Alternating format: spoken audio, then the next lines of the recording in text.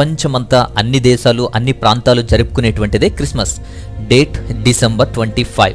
చాలామంది సందేహం ఏంటంటే డిసెంబర్ 25 క్రిస్మస్ కాదు అని, జనవరి 6 అని కొందరు, డిసెంబర్ 25 అని కొందరు, అసలు క్రిస్మస్ లేదు అని ఇంకొందరు, డిసెంబర్ 25 క్రిస్మస్ కాదంట, యేసు పుట్టుకనే కాదంట అని అన్యులు అనుకునేటట్టు చేసేశారు.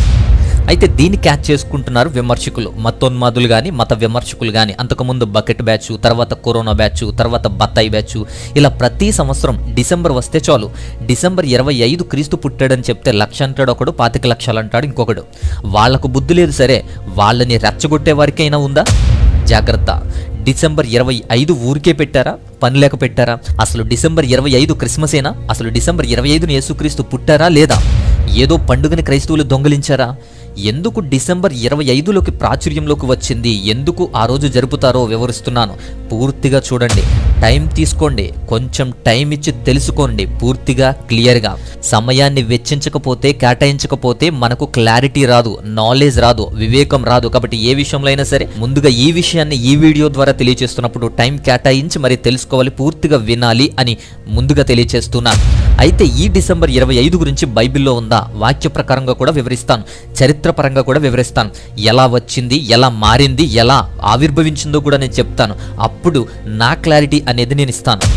సో లేట్ చేయకుండా టాపిక్లోకి వెళ్దాం. అసలు ముందు ఫస్ట్ క్వశ్చన్ ఏంటంటే, క్రిస్మస్ అనేది బైబిల్లో ఉందా, ఉంటే చూపించు అని అధిక ప్రసంగం, పిచ్చి ప్రశ్నలు అంటారు ఇట్లాంటి వాటిని. బైబిల్లో ఎందుకుంటుంది? క్రీస్తు పుట్టిన 300 సంవత్సరాల వరకు కూడా క్రిస్మస్ అనేది లేదు. తర్వాత 336 ఏడీలో ప్రారంభించారు. బైబిల్లో ఎందుకుంటుంది? చిన్నపిల్లల ప్రశ్నలివి. ఇలా ప్రశ్నిస్తూ ఏదో పెద్ద సాధించామనుకుంటారు. బైబిల్ చదివే వారికి, ధ్యానించే వారికి ఇలాంటి ప్రశ్న రాదు. ఇప్పుడున్నటువంటి గ్రిగోరియన్ క్యాలెండర్ అప్పుడు లేదు, జూలియన్ క్యాలెండర్ అప్పుడు లేదు. కాబట్టి ఇప్పుడు మనం పెట్టుకున్నటువంటి ఈ తేదీ అప్పుడెలా రాస్తారు? వివేకంగా ఆలోచించండి. డేట్ కాదు కానీ క్రీస్తు పుట్టుక మాత్రం బైబిల్లో ఉంది. క్రీస్తు పుట్టుక చరిత్రలో కూడా ఉంది. చరిత్రకి ఆయన శకపురుషుడయ్యాడు. కాబట్టి టైం ఫ్రేమ్ని కూడా డివైడ్ చేసేదానికి ఆయన శకపురుషుడు కూడా అయ్యాడు. No doubt at all. ఆయన ఆగమనం, ఆయన రాక భూమి మీద ఉంది ఖచ్చితంగా. ఎక్కడ అంటే బెత్లెహేము. ఎవరి ద్వారా అంటే మరియ ద్వారా, పరిశుద్ధాత్మ వలన. బట్ ఎప్పుడు అంటే అదే కొట్టుకునేది అందరూ. ఇది తెలియాలంటే హిస్టరీ తెలుసుకోవాలి. ఆ హిస్టరీని చాలా క్లియర్గా ఇస్తున్నాను, 1 by 1 చక్కగా ఇస్తాను. హిస్టరీ చెప్పే ముందు బిబ్లికల్గా కూడా, బైబిల్ ఆధారంగా కూడా మనం చూద్దాం. సో దాంట్లో మొట్టమొదటిగా ప్రారంభించినటువంటి ఒక థియరీ అనేది ఒకటి ఉంది. దాన్నే జకరియా ఎలిజబెత్ థియరీ అంటారు. సెక్స్టస్ జూలియస్ ఆఫ్రికానస్ అనేటువంటి చరిత్రకారుడు 3rd సెంచురీలో, అంటే 3వ శతాబ్దపు కాలంలో సెక్స్టస్ జూలియస్ ఆఫ్రికానస్ అనేటువంటి వ్యక్తి ఈ ప్రతిపాదన తీసుకొచ్చి నిరూపించారు. అసలు ఏంటిది అంటే ఈ యొక్క జకరియా అండ్ ఎలిజబెత్ థియరీ అంటాం దీన్ని. మొదటగా ఈ విషయాన్ని మనం చూద్దాం. యోహాను గారు 6 నెలల కన్నా ముందు పుట్టారు. యేసుక్రీస్తు వారి కన్నా 6 నెలల ముందు పుట్టారు. తల్లిదండ్రులు ఎవరు? జకరియా, ఎలిజబెత్. జకరియా యాజకుడు, యాజక ధర్మం నెరవేర్తించేవాడు. కాబట్టి యాజకుని యొక్క పరివర్తన ఆయనకుంది. సంవత్సరానికి యాజకత్వం ఎలా చేస్తారు అంటే 24 మంది చేస్తారు. నెలకు 2 చొప్పున చేస్తారు. లూకాసు వార్త 1వ అధ్యాయం 5వ వాక్యంలో జకర్య గురించి రాయబడింది. జకర్య అబియా తరగతి యాజకుడు అని, అంటే అబియా తరగతికి చెందినటువంటి యాజకుడు. యాజకుడు అని తెలుసు కానీ అబియా సంగతి ఏంటి, అబియా తరగతి అంటే ఏంటి అంటే అదే లూకాసు వార్త 1వ అధ్యాయం 8వ వాక్యం ప్రకారము తన తరగతి క్రమం చొప్పున యాజక ధర్మం అనేది జరిగిస్తున్నాడు. సో యాజకులు 24 మంది సంవత్సరానికి యాజక ధర్మం చేస్తారు. నెలకు 2 చొప్పున పూర్తిగా చేస్తారు. నెహెమ్యా గ్రంథం 12వ అధ్యాయం 17వ వాక్యంలో వీటి గురించి ప్రస్తావన ఉంటుంది. యాజక ధర్మం గురించి, ఈ 24 మంది వ్యక్తుల గురించి. ఒకరి తర్వాత ఒకరు పూర్తిగా అక్కడే ఉంటారు. అలా చేసేటువంటి యాజక ధర్మంలో అబియా తరగతి జకర్యాది. మరి అబియా తరగతి అంటే ఏంటి అంటే దీని గురించి తెలుసుకోవాలంటే మనం ప్రారంభంలోకి వెళ్ళాలి. మొదటి దినవృత్తాంతముల గ్రంథం 24వ అధ్యాయం 10వ వాక్యం. అబియా తరగతి అంటే 8వది అని అక్కడ మనకు కనిపిస్తుంది. అంటే 8వ తరగతి, అది 8వ భాగం. ఈ 8వ భాగంలో యాజకుడు జకర్యగా పనిచేస్తున్నాడు. అదే దినవృత్తాంతముల గ్రంథం 24లోనే 7 నుంచి 18 వాక్యాలు చూస్తే ఈ 24 తరగతుల గురించి కనిపిస్తాయి. యాజక ధర్మం గురించి కూడా తెలుస్తుంది. ఒక్కొక్కరిది కూడా 15 రోజులు చొప్పున. నెహెమ్యా గ్రంథంలో చెప్పినట్లు ఈ యాజకులు 24 మంది సంవత్సరానికి యాజక ధర్మం చేస్తారు. దానిలో 8వ తరగతి ఈ యొక్క అబియా తరగతి. ఆ 8వ తరగతిలో, అబియా తరగతిలో యాజకుడైనటువంటి జకర్య పనిచేస్తున్నాడు. అప్పటికి calendar Hebrew calendar, lunar based calendar అది. అంటే మార్చి 15 నుంచి ప్రారంభమవుతుంది. జకర్య 8వ భాగం అంటే ఒక్కొక్క భాగం 15 రోజులు. మార్చి 15 నుంచి ఏప్రిల్ 1 వరకు మొదటి భాగం, ఏప్రిల్ 1 నుంచి 15 వరకు రెండవ భాగం. ఆ విధంగా 8వ భాగం వచ్చేసరికి 8వ తరగతి 8వ భాగం అంటే జూలై 1 నుంచి 15 రోజులు. అంటే జూలై 1 నుంచి 15 వరకు యాజక ధర్మాన్ని ముగించుకొని ఇంటికి వెళ్ళాడు ఈ జకర్య. అయితే గర్భము ధరిస్తే నెలకు తెలుస్తుంది అంటే గర్భము ఆనాటికి తెరవబడింది అని అర్థం. ఇప్పుడు మరియ దగ్గరకు వద్దాం. మరియకు కూడా నమ్మకం కలగడానికి దేవదూత ఏం చెప్పింది అంటే ఎలిజబెత్కు 6 నెలలు అని చెప్తుంది. లూకా సువార్త 1వ అధ్యాయం 37 నుంచి 38 వాక్యాల్లో. అంటే ఎలిజబెత్కు 6 నెలలు తర్వాత మరియ గర్భము ధరించింది. ఎలిజబెత్ ఆగస్టు 15 నుంచి స్టార్ట్ అయింది కాబట్టి ఆగస్టు 15 ప్లస్ 6 నెలలు అంటే సో మరియ నుంచి స్టార్ట్ అయింది. సాధారణంగా బిడ్డను కనటానికి 280 డేస్ 280 రోజులు పడుతుంది. 40 వీక్స్ అంటాం, 9 months and some days. So 9 నెలలు నిండిన తర్వాత కొన్ని రోజులు. ఈ 9 నెలల 10 రోజులు అని మనం చెప్పవచ్చు. ఇప్పుడు మార్చి 15 నుంచి 9 నెలలు అంటే మార్చి 15 నుంచి 9 నెలలు లెక్కించాలి. మార్చి 15 నుంచి ఏప్రిల్ 15, ఏప్రిల్ 16 నుంచి మే 15, ఆ విధంగా లెక్కించుకుంటూ 9 నెలలు వెళ్తే డిసెంబర్ 15 వస్తుంది. డిసెంబర్ నెలలో పుట్టినట్టు అంచనా. డిసెంబర్ 15 ప్లస్ కొన్ని రోజులు 10 రోజులు అంటే డిసెంబర్ 25. అంటే నెలలు నిండిన తర్వాత డెలివరీ అయ్యింది అని మనకు బైబిల్లో లిఖించబడింది. నెలలు నిండటం డిసెంబర్ 15కు నిండింది. డిసెంబర్ 15 తర్వాతనే జన్మించారు. నెలను నిండిన తర్వాత గర్భాన్ని ధరిస్తే దాదాపు 10 రోజులు పడుతుంది. కాబట్టి డిసెంబర్ 15 ప్లస్ 10 రోజులు కలిపితే డిసెంబర్ 25. ఈ డిసెంబర్ 25ని యేసుక్రీస్తు వారు జన్మించి ఉంటారు. అందుకే డిసెంబర్ 25ని ప్రామాణికంగా తీసుకున్నారు. డిసెంబర్ 25ని యేసుక్రీస్తు వారి జన్మదినంగా కొంతమంది చిత్రీకరిస్తున్నారు. కాబట్టి దీనికి కారణం ఉంది కాబట్టే ఏదో ఒక డేట్ని పిక్ చేసుకునో సెలెక్ట్ చేసుకునో లేకపోతే ఎవరి పండుగనో దోచుకునో చేయలేదు అని గమనించాలి. సో ఇది first issue. So first point ఇది. అంతేకాదు ఈ యొక్క క్యాలిక్యులేషన్స్లో డిసెంబర్ వరకు కూడా చాలా కరెక్ట్గా పర్ఫెక్ట్గా వచ్చింది. కానీ యేసుక్రీస్తు వారి పుట్టుక తర్వాత 8వ రోజునే సున్నతి చేశారు. అంటే పేరు పెట్టడం, సున్నతి చేయడం, లెక్కలోకి తీసుకోవడం యూదుల గ్రంథాల్లో లిఖించుకోవడం జరిగింది. కాబట్టి 8వ రోజు నుంచే ప్రామాణికంగా ఆయన లెక్కించారు. కాబట్టి లెక్కించినటువంటి ఆ రోజు నుంచే క్యాలెండర్ని స్టార్ట్ చేశారు. సో పోప్ జూలియస్ అనేటువంటి వ్యక్తి ఈ యొక్క క్రీస్తు పుట్టుకను ఆధారం చేసుకుని క్యాలెండర్ని స్టార్ట్ చేశారు. సో అది జూలియన్ క్యాలెండర్ అంటాం. తర్వాత దాన్ని బేస్ చేసుకునే ఈ యొక్క గ్రిగోరియన్ క్యాలెండర్ అంటాం ఇప్పుడు మనం వాడుతున్నటువంటిది. సో జనవరి 1వ తారీఖున ఆయన రికార్డుల్లోకి వచ్చాడు. కాబట్టి ఆ తారీఖు నుంచి 8 రోజులు వెనక్కి లెక్కించుకుంటూ వెళ్తే 1, 31, 30, 29, 28, 27, 26, 25, 8వ రోజు డిసెంబర్ 25. సో ఈ విధంగా లెక్కించినా కూడా డిసెంబర్ 25 అనేది మనకు ప్రామాణికంగా యేసుక్రీస్తు వారి పుట్టుకను అంచనా వేయొచ్చు. సో 2. ఇక తర్వాత పాయింట్ ఏంటంటే యేసుక్రీస్తు వారి జననానికి ముందు 6 నెలల్లో యోహాను గారు పుట్టారు అని తెలుసు. నెలను నిండిన తర్వాత కొన్ని రోజులు అంటే జూన్ 25. అంటే యోహాను గారు జన్మించినటువంటిది జూన్ 25న అని మీకు తెలుసా? ఆర్సీఎంలో కానీ కొన్ని ఆర్థోడాక్స్ సంఘాల్లో కానీ జూన్ 24న యోహాను గారి జన్మదినంగా గుర్తిస్తారు. So nativity of the John Baptist అనేటువంటిది మనం చూస్తాం. చాలామంది సెలబ్రేట్ చేస్తారు కూడా. సో అది పక్కాగా చరిత్ర నుంచి వాక్యం నుంచి చక్కగా తీసుకొచ్చిందే. సో ఈ విధంగా లెక్కించిన అంటే జూన్ 24 యోహాను గారి యొక్క జన్మదినం అయితే 6 నెలలు తర్వాత యేసుక్రీస్తు వారి జన్మదినం. అంటే 6 నెలలు డిసెంబర్లో లెక్క తెలుస్తుంది. సో డిసెంబర్ 24 తర్వాత ఆయన జన్మించాడు అని తెలుస్తుంది. ఇదంతా ఎక్కడ ఉంది అంటే ద కంపానియన్ బైబిల్ 1974లో అపెండిక్స్ 179లో పేజ్ నెంబర్ 200లో ఉంది. ద కంపానియన్ బైబిల్లో ఇదంతా లిఖించబడింది. అంతేకాదు తర్వాత 3rd సెంచరీలో సెక్స్టస్ జూలియస్ ఆఫ్రికానస్ అనేటువంటి చరిత్రకారుడు అనే వ్యక్తి ఈ ప్రతిపాదన తీసుకువచ్చి నిరూపించాడు. మార్చి 25న మరియ స్టార్ట్ అయింది. 9 నెలల తర్వాత డిసెంబర్ 25న ఆయన జన్మించారు అని చెప్పి ఈయన కూడా చెప్పారు. ఇక నెంబర్ 5 ఐదవది ఏంది అంటే క్యాలెండర్. సో క్యాలెండర్ ఎలా వచ్చింది? చరిత్రని కాలాన్ని కొలవడానికి ప్రామాణికంగా ఏదైనా కావాలి. ప్రపంచాన్ని ప్రభావితం చేసేవారిలో మోస్ట్ ఇంపార్టెంట్ వ్యక్తి, హిస్టారికల్ వ్యక్తి జీసస్ క్రైస్ట్. సో చరిత్ర ఈయన్ని బట్టి ఒక డివైడ్ పాయింట్గా చేసి కాలాన్ని కొలుస్తున్నారు. క్యాలెండర్ వచ్చింది. సో 1607లో జోహనస్ కెప్లర్ అనేటువంటి శాస్త్రవేత్త యేసుక్రీస్తు వారు జననం ఆధారంగా ఆకాశంలో నక్షత్రాలు పుట్టాయి కాబట్టి గ్రేట్ కంజంక్షన్ అనేది జరిగింది అని చెప్పి ఆ గ్రేట్ కంజంక్షన్ కోసం పరిశోధన చేస్తే ఆయనకు దొరికినటువంటి గ్రేట్ కంజంక్షన్ అనేది దాన్ని బట్టి లిఖించాడు. పైగా యేసుక్రీస్తు వారిని సున్నతి చేసింది, పేరు పెట్టబడింది ఎప్పుడో అప్పటి నుంచే రికార్డుల్లో ఉంది గనుక ప్రామాణికంగా తీసుకున్నారు. ఎప్పుడైతే పేరు లిఖించబడిందో, ఎప్పుడు పేరు పెట్టబడిందో చరిత్రలో అప్పటి నుంచే లెక్కిస్తారు. సెన్సస్లో యాడ్ చేస్తారు, లెక్కల్లోకి తీసుకొస్తారు. అంతేకాదు హేరోదు కాలం కూడా ప్రామాణికమే. అంతేకాదు ఏ కాలంలో నక్షత్రం పుట్టింది, ఎక్కడ పుట్టింది అనేటువంటిది ధర్మశాస్త్రం ప్రకారం, అలాగే ఖగోళంలో జరిగేటువంటి ఖగోళ శాస్త్రం ప్రకారం సంభవాన్ని బట్టి జ్ఞానులు వచ్చారు. ఈ విషయాలన్నీ కూడా చక్కగా వివరించినటువంటి వ్యక్తులుగా చరిత్రకారుడైనటువంటి అంటే గ్రీక్ హిస్టోరియన్ హెరిటోడస్ అనేటువంటి వ్యక్తి దీని గురించి వివరించాడు. హెరిటోడస్ చరిత్ర పితామహుడు అని మనం పిలుస్తాం. అలాంటి వ్యక్తి ఈ యొక్క సంభవాన్ని కూడా వివరించారు. అంతేకాదు Jewish philosopher Philo of Alexandria ది ఆఫిఫిసియో ముండి అనేటువంటి చరిత్ర దాంట్లో కూడా ఈ విషయాన్ని, ఈ ఆస్ట్రాలికల్ ఎవిడెన్స్ గురించి వ్రాసారు. అంతేకాకుండా డియోనిసస్ ఎగ్జిగస్ అనేటువంటి వ్యక్తి యేసుక్రీస్తు వారిని ఆధారంగా చేసుకుని జనవరి 1 నుంచి క్యాలెండర్ని ప్రారంభిస్తారు. అంటే టైం ఫ్రేమ్ని స్టార్ట్ చేస్తారు, అన్నో డామిని అని. దానికి 8 రోజులు వెనక్కి వెళ్తే 1, 31, 30, 29, 28, 27, 26, 25 8వ రోజు డిసెంబర్ 25. కాబట్టి ఈ క్యాలెండర్ ప్రామాణికంగా తీసుకుని వెళ్ళినా కూడా December 25 is the birth of Jesus అని చెప్పి ప్రామాణికంగా తీసుకున్నారు. సో ఇది వాక్య ప్రకారంగాను క్యాలెండర్ ప్రకారంగాను కూడా మనం వివరించినటువంటి 5 అంశాలు. ఇక 6వ అంశం ఏంటి అంటే ఇది కూడా వాక్య ప్రకారంగానే యూదుల పండుగ. So festival of lights, so వెలుగు పండుగ, వెలుగు గుర్చినటువంటి పండుగ అంటాం. అది హనుక్కా, మందిర ప్రతిష్ఠ దినం, మందిర ప్రతిష్ఠ రోజు. కాబట్టి ఈ యొక్క రోజుని జ్ఞాపకం చేసుకుంటూ హనుక్కా అనేటువంటి పండగ చేస్తారు. ఎప్పటికీ కూడా యూదుల హనుక్కా పండగ జరుగుతూనే ఉంటుంది.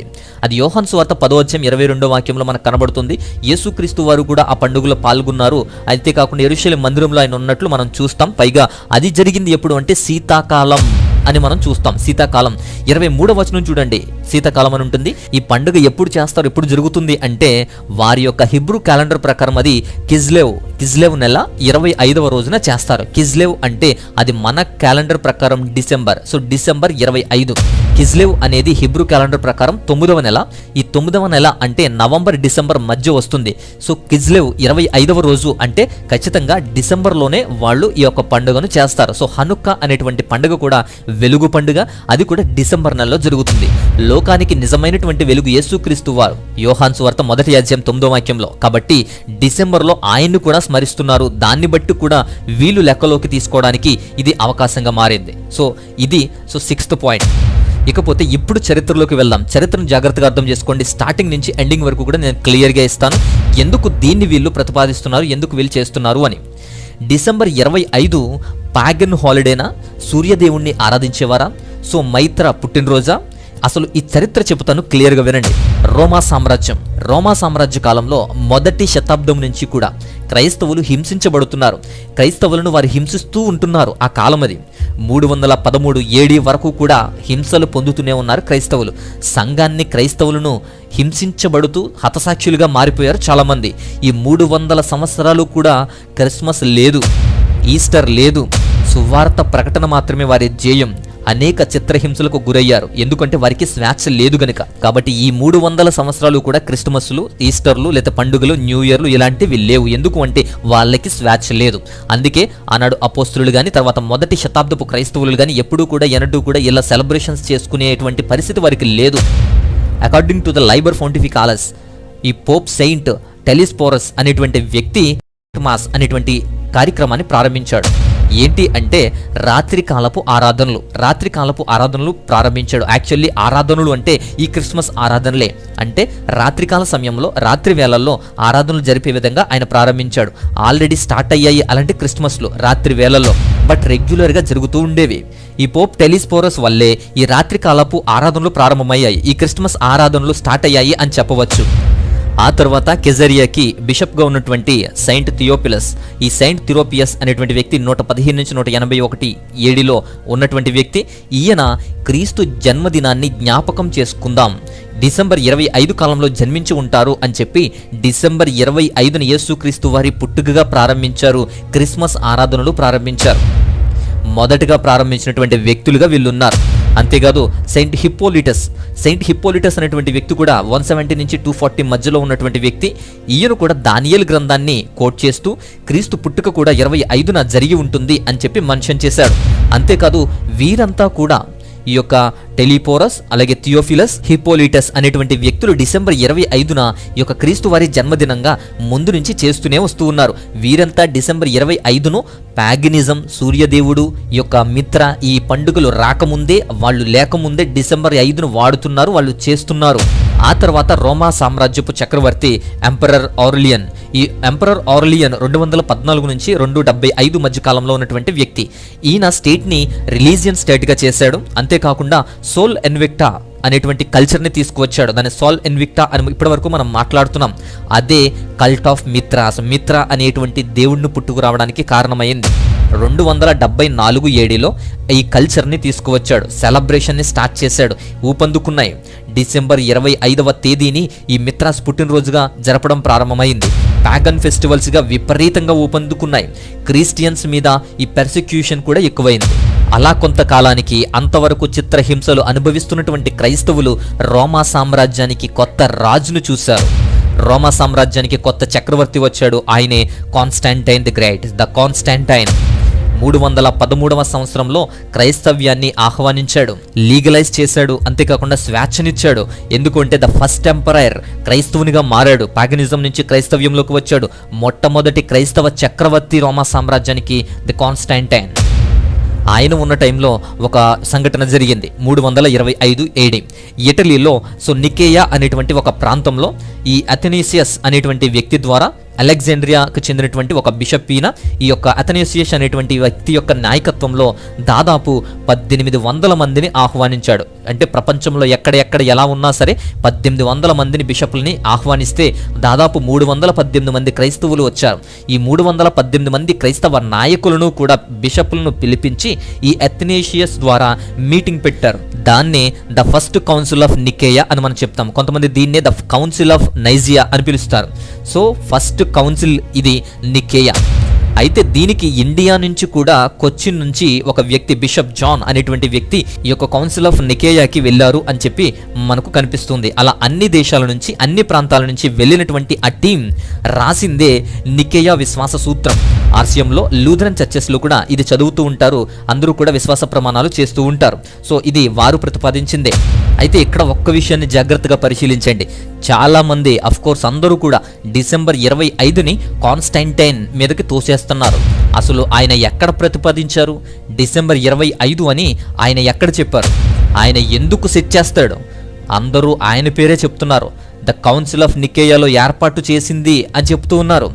అసలు కౌన్సిల్ ఆఫ్ నికేయాలో ఏర్పాటు చేసింది కూడా ఆరియన్ కాంట్రవర్సీ కోసం. రోమా సామ్రాజ్యపు తూర్పు భాగాల్లో కొన్ని చోట్ల ఈ ఆరియన్ కాంట్రవర్సీలు లేవనెత్తడం వల్ల ఇలాంటి వాటిని చర్చించడానికి ఒక వేదిక కావాలి అని చెప్పి కాన్స్టాంటైన్ ఆ వేదికను ఏర్పాటు చేశాడు. అదే ద కౌన్సిల్ ఆఫ్ నికేయా. ఆ ఇష్యూస్ని కొన్ని సాల్వ్ చేసుకోవడానికి అందులో డిసెంబర్ 25 అనే టాపిక్ లేనే లేదు. ఎంత వెతికినా ఎన్ని వెతికినా నాకైతే కనబడలేదు. యేసుక్రీస్తు వారి గురించి అలాగే ఈస్టర్ గురించి మాట్లాడారు. అంతేకాదు హోలీ ట్రినిటీ అనేది అక్కడే పుట్టింది. అలాగే కొన్ని వ్యక్తిత్వాలను గురించి అంటే యేసుక్రీస్తు వారి యొక్క దైవత్వం గురించి మానవత్వం గురించి కూడా మాట్లాడుకున్నారు. అలాంటివన్నీ మాట్లాడారు. అప్పుడే ఈ యొక్క ట్రినిటీ అనే దాని గురించి ప్రస్తావించారు. అప్పుడే పుట్టింది ఈ పదం. సో ఇలా కొన్ని టాపిక్లు ఉన్నాయి. కానీ డిసెంబర్ 25 గురించి పుట్టుక గురించి లేదు. మరి అందరూ ఎందుకు ఇలా చెప్తున్నారో తెలియదు. ఈ యొక్క కాన్స్టాంటైన్ ఆధ్వర్యంలో ఈ మీటింగ్ ఏర్పాటు చేయడం తప్ప ఆయన కోసం కాదు ఈ మీటింగ్, ఆయన వల్ల కాదు, ఈయన డిస్కస్ చేయలేదు. ఇక ఈ పాగనిజం కల్చర్ని క్రైస్తవుల మీద దాడుల్ని ఆపాలి అనుకున్నారు. ఆయన ఎంపరర్గా ఉన్న కాలంలోనే డిసెంబర్ 25 పాగన్ ట్రెడిషన్ని తగ్గించి క్రైస్తవులకు స్వేచ్ఛ వచ్చింది కాబట్టి క్రిస్మస్ చేయడం ఎక్కువైంది. అంటే ఆయన కాలంలో ఇలా చేయడం ఎక్కువైంది కాబట్టి అప్పటికే ఆ కాలంలో కొన్ని చోట్ల డిసెంబర్ 25 క్రిస్మస్లు జరిగాయి కాబట్టి ఆయన పెట్టింది ఆయనే అనుకుంటున్నారు. ఈ క్రిస్మస్ పెట్టింది ఆయనే అనుకుంటున్నారు చాలామంది. ఆయన ఏర్పాటు చేసినట్టు కానీ పెట్టినట్టు కానీ ఏ ఆధారము ఏ ఎవిడెన్సు లేదు. ఈ యొక్క కౌన్సిల్ కూడా క్రిస్మస్ గురించి మాట్లాడుకోలేదు. బిషప్లు ఒక్కొక్కరిగా ఆ టైంలో క్రిస్మస్లు ప్రారంభించారు. పైగా స్వేచ్ఛ వచ్చింది కాబట్టి క్రైస్తవ చక్రవర్తి ఉన్నాడు కాబట్టి వారంతా కూడా ఊపెందుకుని ఈ విధంగా ప్రారంభించడం స్టార్ట్ అయింది. క్రైస్తవ చక్రవర్తి కాబట్టి కొంత మార్చాలి అనుకున్నాడు. ఎందుకంటే ఆయన వచ్చేంత వరకు కూడా అక్కడ విగ్రహారాధన, ప్యాగనిజం, ముఖ్యంగా సూర్యుని ఆరాధించేవారు. ఆ విధంగా అన్యాచారాలతో పాటు వివిధ రకాలైనటువంటి ఇష్టం వచ్చినటువంటి జీవితాలను బ్రతికేవారు. కాబట్టి కాన్స్టాంటైన్ అనుకున్నాడు, it is not good worship sun, we have to worship son of God అనేటువంటి తీర్మానాన్ని ఆయన ప్రతిపాదించాడు. అంతే తప్ప ఆయన క్రిస్టమస్ని ఇంట్రడ్యూస్ చేయలేదు. క్రిస్మస్ గురించి మనం మాట్లాడాలి అంటే పోప్ లిబారియస్ గురించి మనం మాట్లాడదే. సో పోప్ లిబారియస్ అనేటువంటి వ్యక్తే 352 నుంచి 366 మధ్యలో ఉన్నటువంటి వ్యక్తి రోమ్లో క్రిస్మస్ చేశాడు. ఈయన వల్లే క్రిస్మస్ స్టార్ట్ అయింది, ఈయనే క్రిస్మస్ స్టార్ట్ చేశాడు, ఈయన వల్లే అది ప్రాచుర్యంలోకి వచ్చింది అని గుర్తుపెట్టుకోండి పోప్ లైబీరియస్. ఆ తర్వాత Saint Gregory Nazianzus. Saint Gregory Nazianzus 389.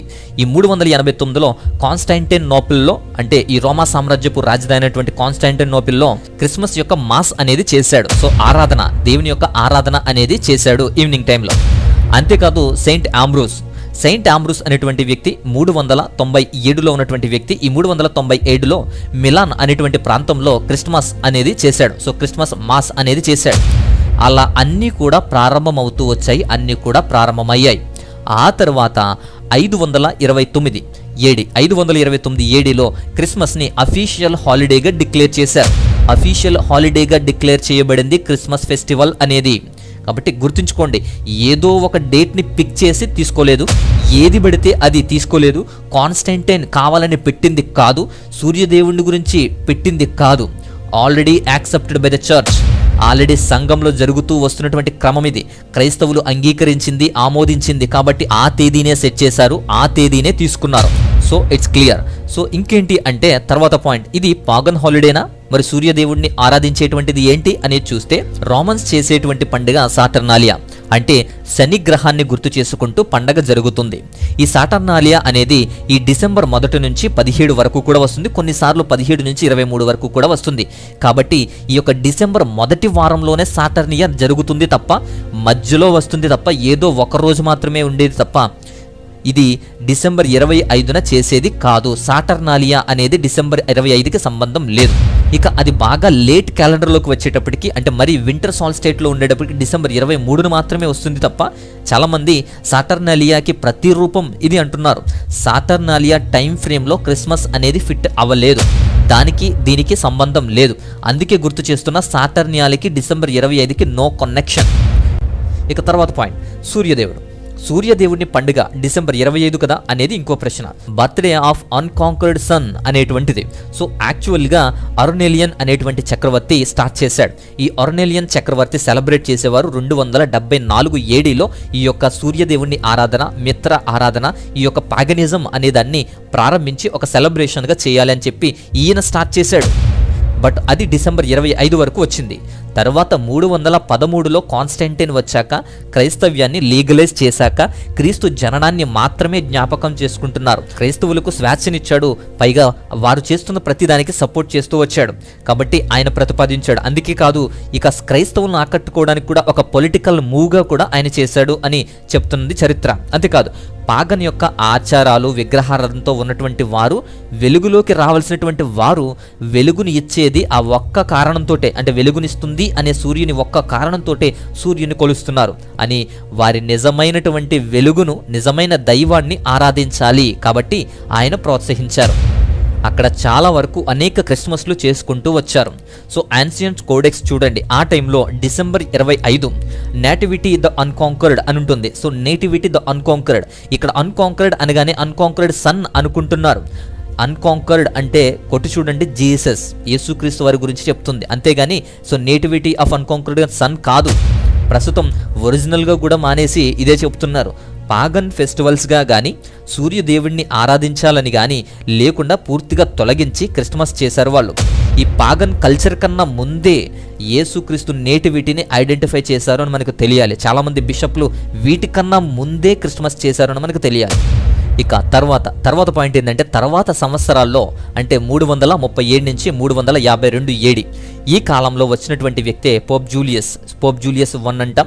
ఈ పోప్ జూలియస్ అనేటువంటి వ్యక్తే క్రిస్మస్ని అధికారికంగా డిసెంబర్ 25న జరుపుకోవాలి అని అందరికీ చెప్పాడు, అందరినీ ఆహ్వానించాడు, అలా జరుపుకునేలా చేశాడు. సో పోప్ జూలియస్ వల్ల అందరూ డిసెంబర్ 25న క్రీస్తు పుట్టుకగా చేసుకునేడానికి అలవాటు పడ్డారు. ఆ విధంగా సెట్ అయిపోయింది. జూలియన్ క్యాలెండర్ తెలుసుగా, అంటే మనం ఇప్పుడు వాడుతున్నటువంటి ఈ యొక్క గ్రిగోరియన్ క్యాలెండర్ కన్నా ముందు వాడేది జూలియన్ క్యాలెండర్, అప్పుడు అదే వాడేవాళ్ళం. దాన్ని కనిపెట్టినటువంటి వ్యక్తే పోప్ జూలియస్. 330లో ఈయన కాలమానం ప్రకారం, అంటే కాలమాన్ని లెక్కించి జనవరి 1 నుంచి, అంటే క్రీస్తు పుట్టుకను ఆధారంగా చేసుకుని జనవరి 1 నుంచి జూలియన్ క్యాలెండర్ అనేది ప్రతిపాదించాడు. డిసెంబర్ 25న ఆయన క్రీస్తు పుట్టిన రోజు అని, పుట్టింది డిసెంబర్ 25 అని చెప్పి అనౌన్స్ చేశాడు. అందుకే ఆయన డిసెంబర్ 25న జరుపుకోవాలని అందరికీ పిలుపునిచ్చాడు. అందరూ కూడా దాన్ని ఫాలో అయ్యారు.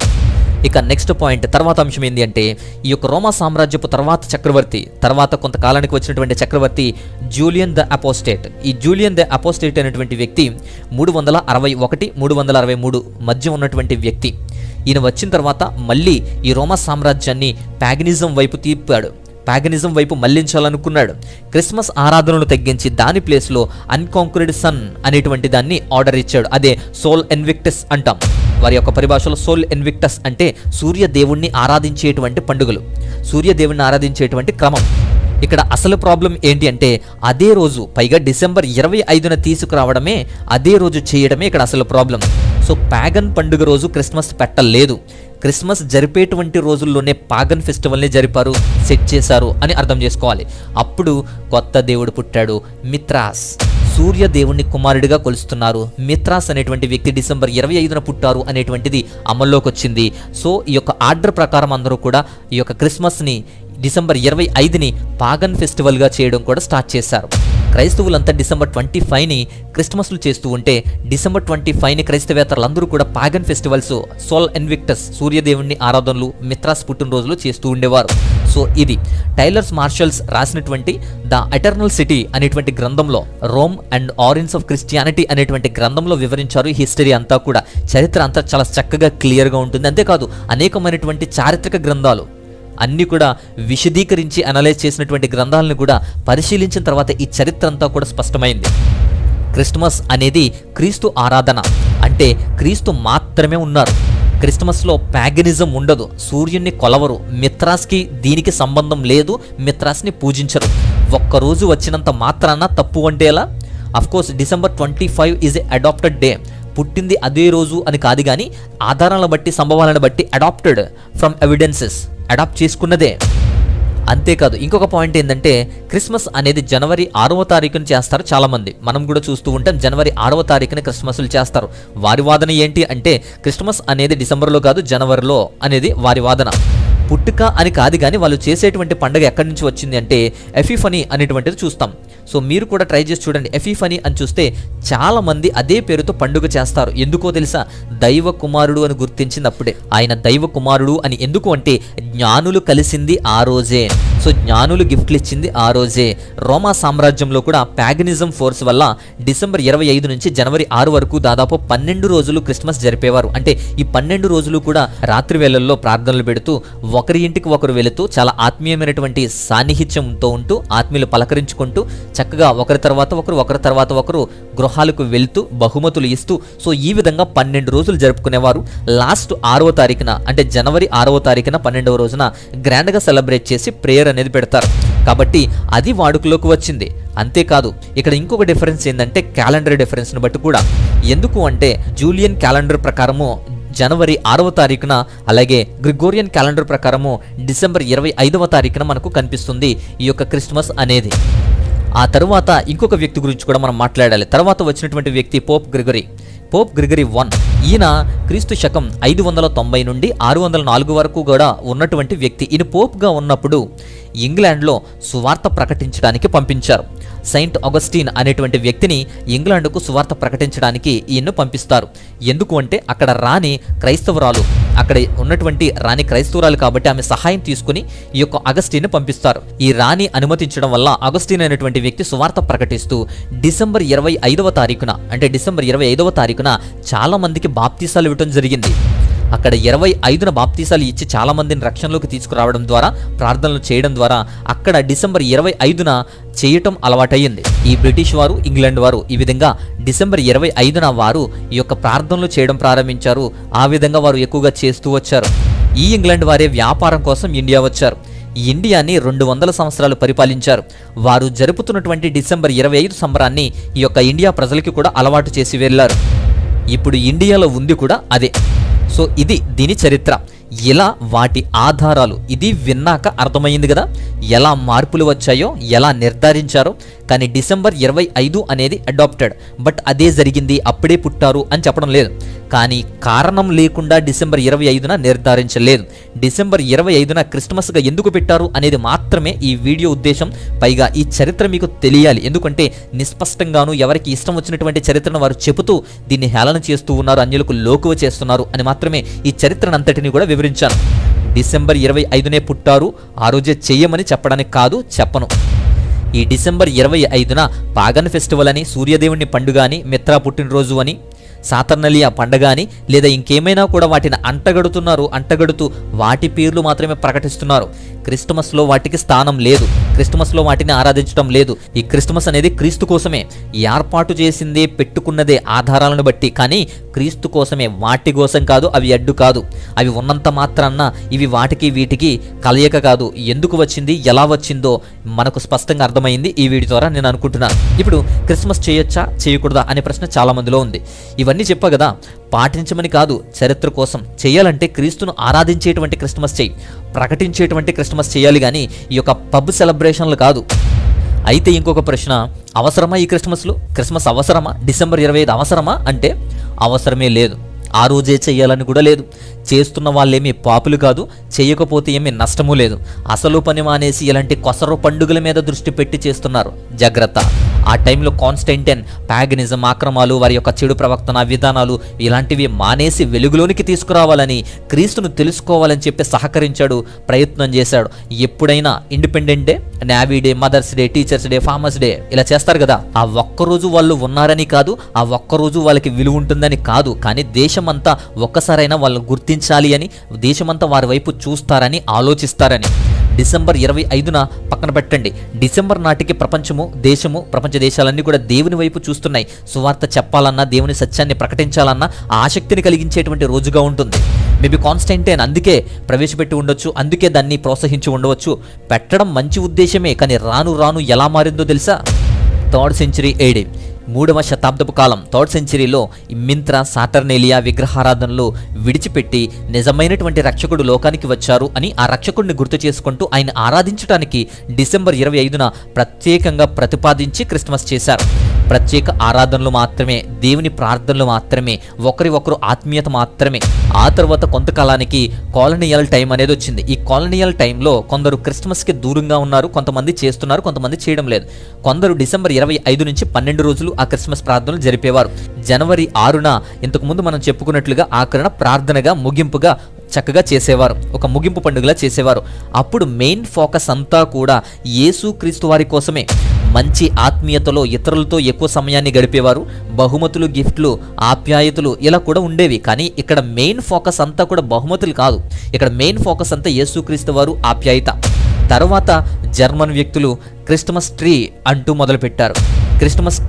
మొదలుపెట్టారు, స్టార్స్ అంటూ, డెకరేషన్స్ అంటూ వచ్చేసారు. ఈ విధంగా క్రిస్మస్ చెట్లు, నక్షత్రాలు, డెకరేషన్స్ అంటూ వచ్చేసారు. కాబట్టి ఈ వీటి ప్రస్తావన ఎక్కువగా వచ్చేసింది. అయితే స్టార్టింగ్లో వాటికి చాలా దూరంగా ఉన్నారు క్రైస్తవులు, వాటిని కలిపేవారు కాదు, క్రిస్మస్లోకి తీసుకువచ్చేవారు కాదు. కానీ రాను రాను అవే క్రిస్మస్ అయిపోయాయి. ఇప్పుడు అవి ఉంటేనే క్రిస్మస్ అన్నట్టుంది, క్రిస్మస్ అంటే అవే అన్నట్టుంది. క్రిస్మస్ చెట్టు అనేది స్టార్టింగ్లో వాళ్ళు యాక్సెప్ట్ చేయలేదు, కానీ రాను రాను కొన్ని సిద్ధాంతాలన్నీ కలగలుపుకుని వచ్చిన తర్వాత చెట్టును కూడా ఆరాధించేటువంటి వ్యక్తులుగా మారిపోయారు. దాన్ని డెకరేట్ చేయడం, అలంకరించుకోవడం, ఈ విధంగా చాలా మంది దాన్ని ఒక ఆర్నమెంట్ గానే కాదు, దాన్ని బిలీవ్ చేసేవారు కూడా. అంటే ఎంత ఆశ్చర్యం, అర్థం చేసుకోవాలి. ఆ తర్వాత రాను రాను 19వ శతాబ్దం 19th centuryకి వచ్చారు.